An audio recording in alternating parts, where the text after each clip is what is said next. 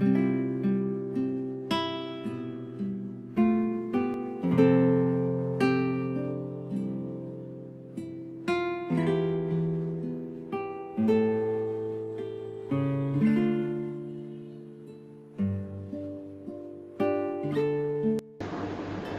mabuting balita ng Panginoon ayon kay San Lucas. Noong panahong iyon, tumingin si Jesus sa mga alagad. Ang kanyang sinabi, "Mapalad kayong mga dukha, sapagkat ang Diyos ang maghahari sa inyo. Mapalad kayong mga nagugutom ngayon, sapagkat kayo'y bubusigin. Mapalad kayong mga tumatangis ngayon, sapagkat kayo'y magagalak.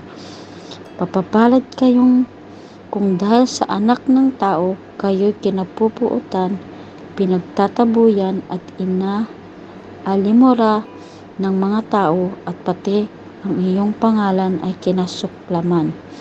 Magalak kayo at lumukso sa tuwa kung ito'y mangyari, sapagkat malaki ang inyong gantimpala sa langit. Gayon din ang ginawa ng kanilang mga ninuno sa mga propeta.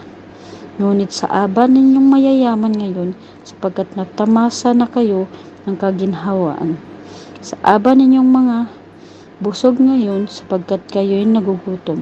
Sa aba ninyong magsisitawa ngayon, sapagkat kayo'y nagdadalamhati at nagsisitangis.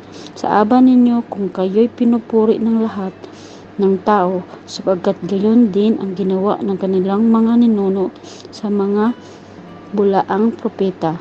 Ang mabuting balita ng Panginoon.